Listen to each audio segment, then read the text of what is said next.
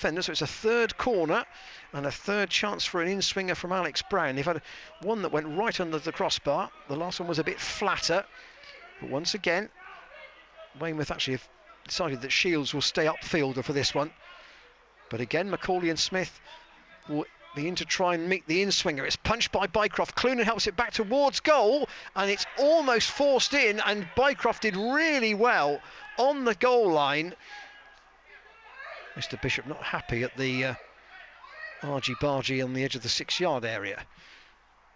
Clunan just takes his hair out of his eyes. Long corner towards the back of the 6-yard box. It's returned in and headed on, but not with any power by Macaulay to Clunan. The captain might have the ball taken off his toe here. He's pinched by Cook, and Weymouth had it back when they shouldn't have done. In the centre circle, looking for Josh Wakefield, who's the sitter in that midfield. Robinson's at the right back at the moment.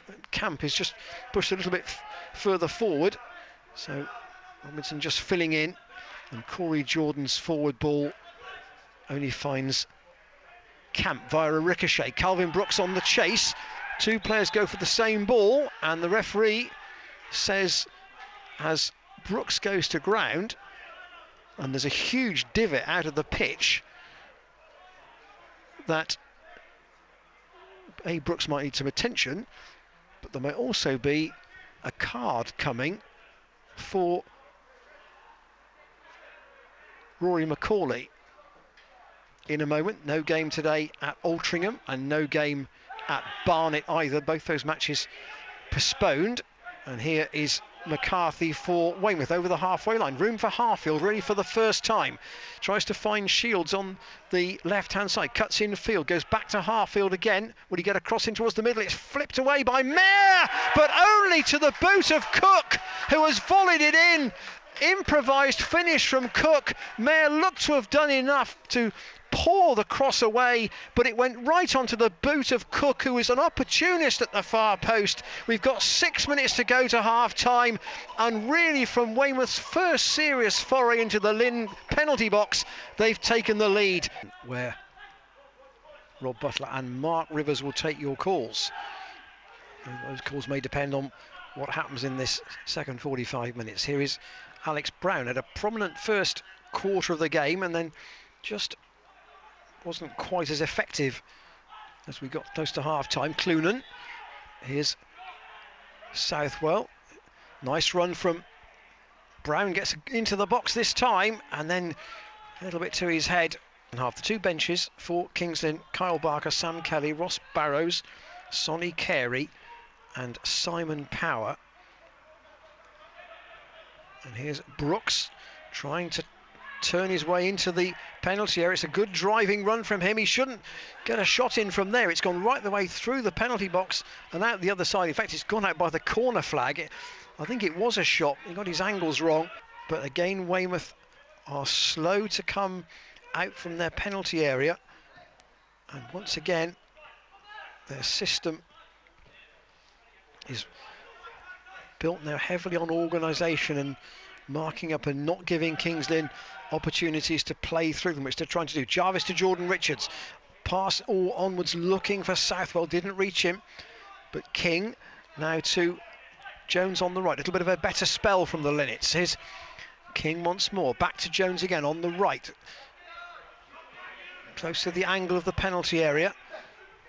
Infield, Jarvis around the corner ball. Clunan's in here. Can he square it into the middle? Well worked goal. Good equaliser. Tucked in by Adam Marriott and made by Michael Clunan's run. Lynn have got level. And Mayer looks up. Thought about playing it short. Michael Clunan says no, go for the diagonal to this near side. Look to get Aaron Jones's head on that and get it infield towards Southwell. Can do it to King on the edge of the centre circle. King with a run looking for Southwell inside the D. Southwell still on inside the D, and his shot is blocked by Leslie Smith on the retreat. It's another corner to Marriott, who was unmarked out of the keeper's range. No way he could have dived on it. And an easy tap in for the equaliser. 1-1 here. Weymouth 1, Kings Lynn 1, live on the BBC Sport website. And here is King for Kings Lynn, driving hard at the Weymouth defence. He's got a man on his outside who is Southwell, and the cross has beaten Harfield. It's come to Jones, who tries to drill it in at the near post, and it's saved by Bycroft.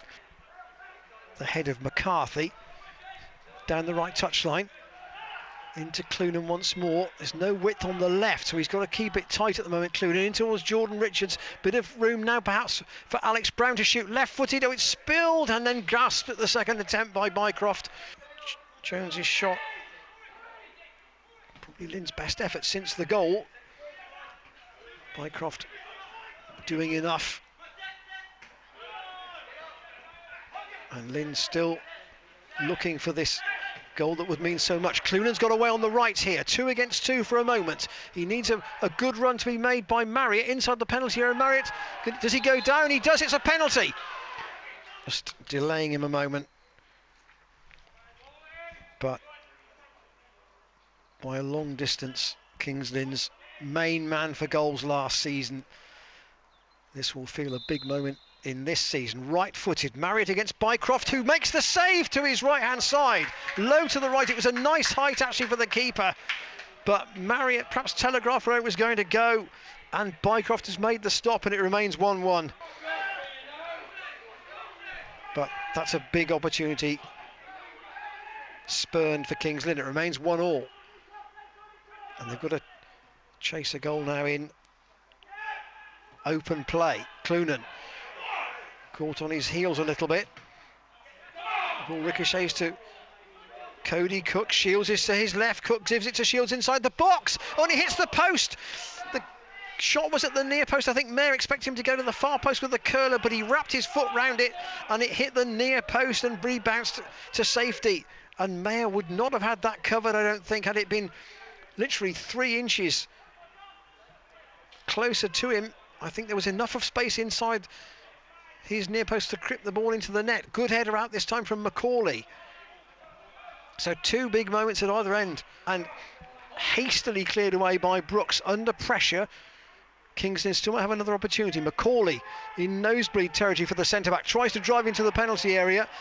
He felt he was impeded, and there's a bit of afters between him and Camp, and the referee needs to come back and look at this, because Macaulay was trying to go into the box looking for a penalty, which certainly it was not, and then as he went to retreat back towards his own goal, he and Camp were involved in a coming together which saw the Weymouth defender on the floor. I suspect Mr. Bishop is going to head towards Rory Macaulay. Macaulay was distinctly frustrated, and if there's another card coming here, which there is, Macaulay will not see the game out. He's going to get a second yellow for that tussle with Camp, and Macaulay has been sent off. It's another game where Kings Lynn are going to end with 10. Here are Weymouth on this near side, trying to play the ball up the touchline through Harfield, and then it skews infield, and Cook can help it on its way to Brooks, who's got a little bit of room on that far side. Inside right channel, there's a run being made by Shields into the penalty area. Barrows goes to him to make the first challenge. In comes the cross, and it's gone off Barrows, and there's now a penalty given at the other end by the assistant on the far side, and Barrows can't believe it. And it will be a penalty, and it will be Tom Whelan, the substitute, to take it for Weymouth in the goal to our left against Archie Mayer. 5 minutes to go, 1-1 at the moment. Whelan stands right-footed, short run up, drives it and scores, sends the keeper the wrong way, and Weymouth take the lead by 2-1. Whelan side-footing the penalty home after Barrows was adjudged to have handled Brooks's cross. Looks like Whelan's penalty is going to decide it, and indeed 2 of the subs involved in that second penalty incident, with Barrows being adjudged to have handled the ball, and Whelan, who started the game on the bench, converting the spot kick. Forward from Corey Jordan, who's not had as much to do in this second half, and there is the final whistle.